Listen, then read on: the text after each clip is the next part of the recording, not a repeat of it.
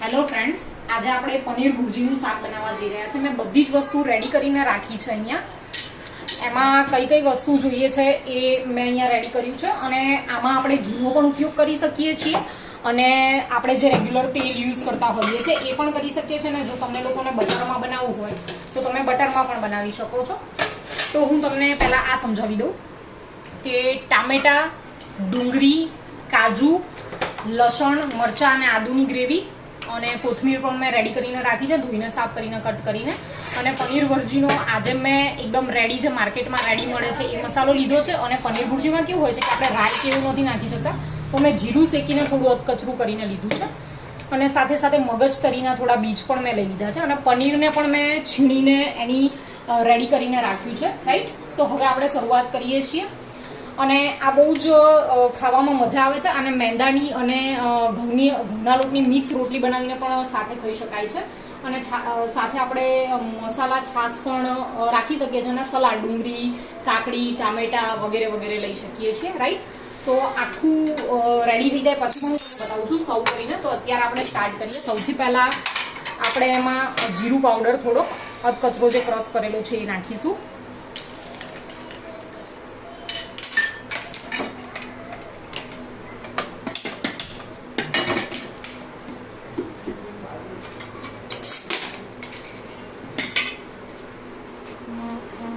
ચપટી હિંગ નાખીશું. અને અમે તૈયાર મસાલો લીધો છે એટલા માટે એમાં આપણે એક્સ્ટ્રા ઓર્ડિનરી બીજું કોઈ જ મરચું, હળદર વગેરે નાખવાની જરૂર નહીં પડે. કદાચ જો તમને છેલ્લે બની ગયા પછી લાગે કે મીઠું થોડું વધારે એડ કરવાની જરૂર છે તો તમે કરી શકો છો. તો સૌથી પહેલાં એમાં આપણે આદુ, મરચાં અને લસણની જે ગ્રેવી રેડી કરી છે એ નાખીશું.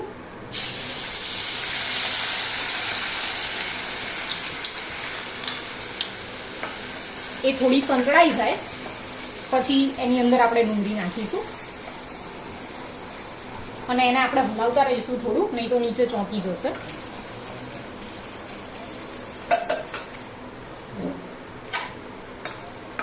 અને તેલ કે ઘી કે બટર જે લો એમાં તો કેવું છે કે કોઈને વધારે તેલ ભાવતું હોય, કોઈને ઓછું, તો એ પ્રમાણે આપણે લેવાનું છે.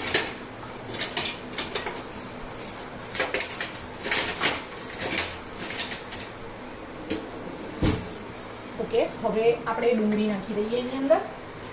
આ બધું રેડી કરીને એકદમ રાખી દેવાનું એટલે ફટાફટ થઈ જશે. ડુંગળીને થતાં થોડી વાર લાગશે કારણ કે એને એકદમ આપણે લાલ થવા દઈશું થોડી.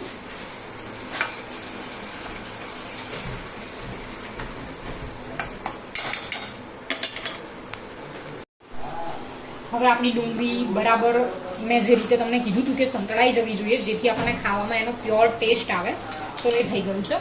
હવે આપણે એમાં ટામેટાની જે પ્યુરી બનાવીને રાખી છે એ નાખી દઈએ છીએ. ઓકે,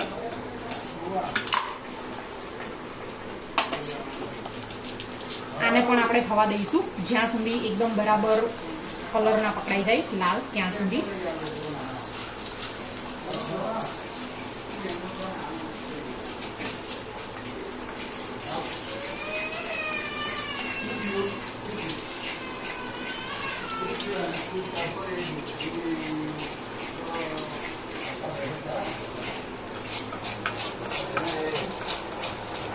પછી આપણે એમાં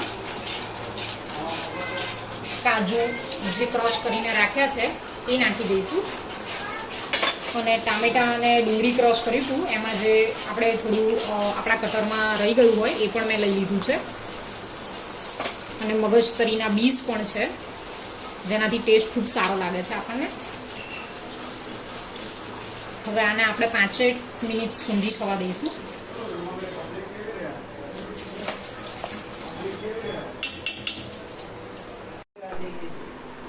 ઓકે, આમાં ટામેટાની પ્યુરી નાખ્યા પછી આપણે મગજતરીના બીજ અને કાજુનું જે પાવડર કરીને નાખ્યો હતો એ પણ બરાબર સંકળાઈ ગયો છે.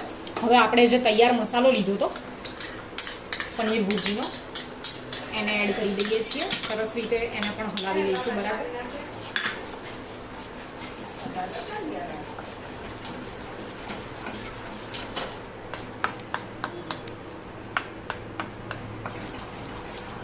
મસાલો નાખ્યા પછી હવે જોઈ શકો છો કે પનીર ભુરજી જેવું પ્યોર બરાબર એકદમ સબ્જી તમને લાગે છે.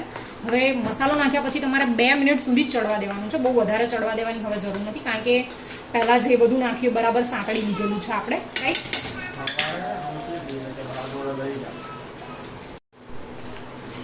હવે તમે આનો કલર પણ જોઈ શકો છો, કેટલો સરસ દેખાય છે, બરાબર છે. હવે આની અંદર આપણે થોડું મલાઈ લીધી છે એ એડ કરી દઈએ છીએ.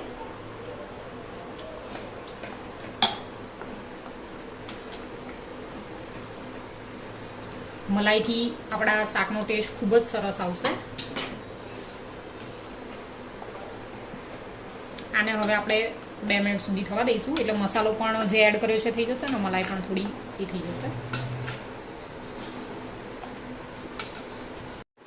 ઓકે, હવે આપણે જે છીણીને તૈયાર રાખ્યું છે પનીર એને એડ કરી દઈએ.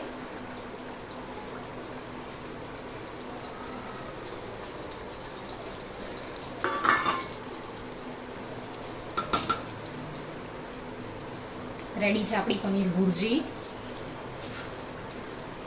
પનીર એડ કર્યા પછી આપણે બહુ વાર ગેસની ફ્લેમ ચાલુ રાખવાની જરૂર નથી. હવે આપણે એમાં કોથમીર એડ કરી દઈએ છીએ.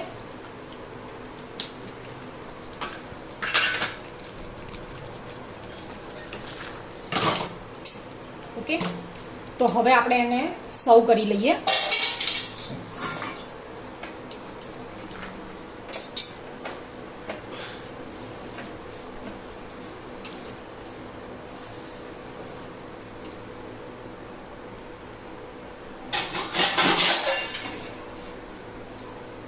ઓકે, તો તમે જોઈ શકો છો આપણી પનીર ભુરજીની સબ્જી સાથે મેંદાના લોટની રોટલી. જનરલી મેંદાના લોટની જ આપણે લોકો બનાવતા હોઈએ છીએ, પણ અમે લોકો મેંદાની સાથે ઘઉંનો લોટ મિક્સ કરીને રોટલી બનાવીએ છીએ. અને આપણું સલાડ પણ રેડી છે, સાથે મસાલા છાશ પણ રેડી છે. તો હવે આ ખાવા માટે તૈયાર છે. સો તમે પણ બનાવો અને એન્જોય કરો.